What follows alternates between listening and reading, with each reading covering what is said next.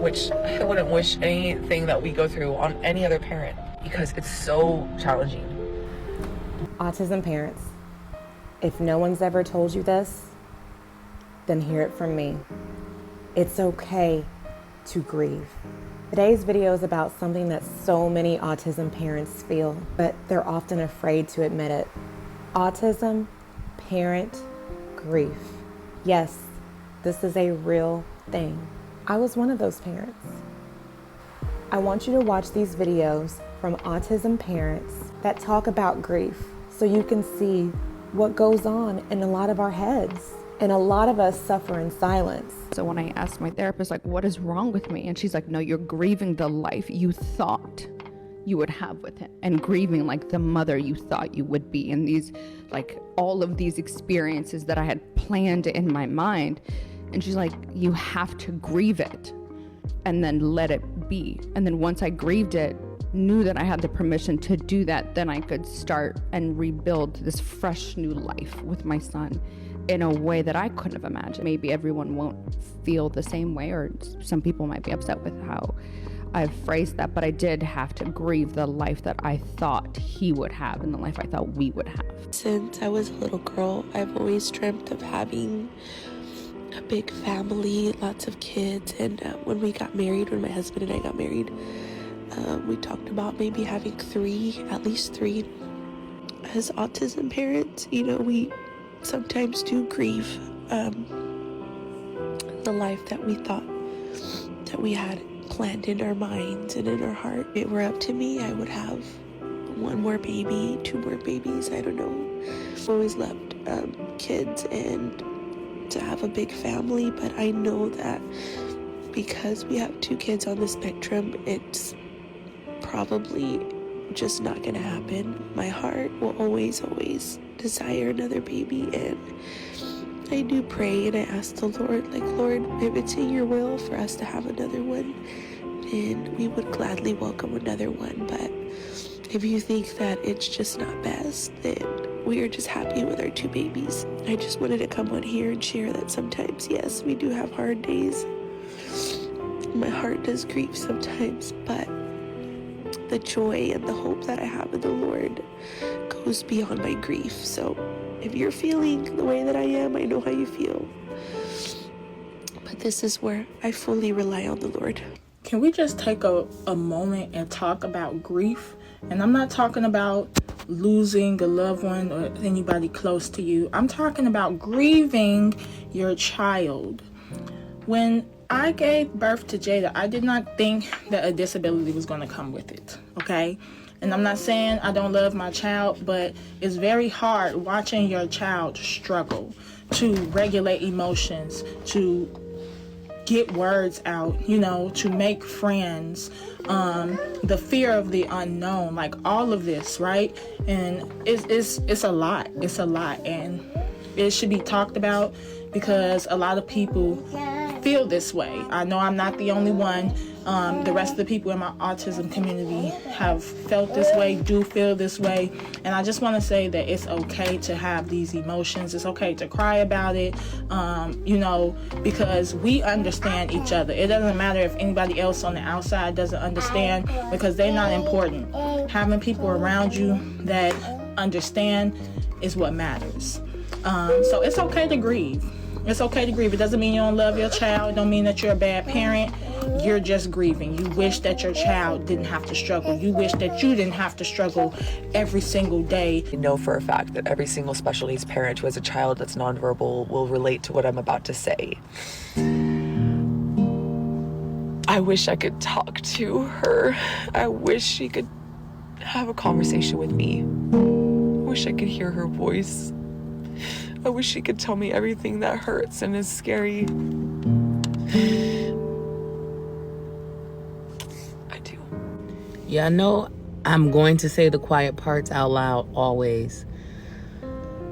There's a certain grief that sometimes comes with deciding to be one and done, with deciding to not have any more children. And especially if you grew up with a sibling like I did.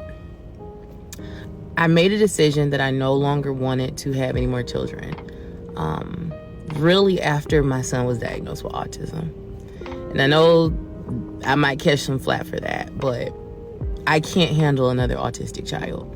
I can't do it. My mental cannot do it. I can't. I will literally crack. And yes, there is a chance that the next child that I would potentially have could not, be autistic. They could be neurotypical. But then there is a big chance that they could also be autistic.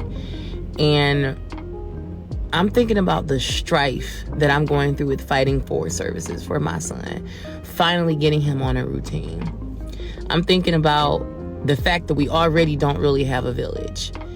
I'm thinking about the fact that I'm already a stay-at-home mom because I had to leave my career to care for my autistic child and be there for all of the meetings and everything of that nature and the appointments. And I'm already thinking, like, it's just so much. It's so much. And I feel that grief as my son gets older because I don't want him to be alone, but I also don't want to run myself into an early grave. My husband is a wonderful dad. I would have given him 4 babies if I could have. How are you? I'm okay.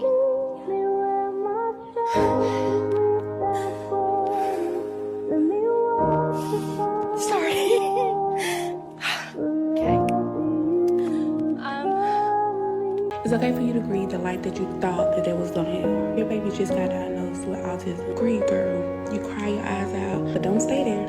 Don't stay there, because now you start challenging them, pour into them, to let them know that they can do it, because they can. You will achieve all those things to their maximum potential, but they need you to be strong. They need you to encourage them and motivate them. So grieve, take your time, but pour into your baby. That diagnosis does not stop anything. If you have friends and they have special needs children, please check on them, send them a message. Ask how they're doing. See if you can bring them something to eat for their family or help them clean or something like that.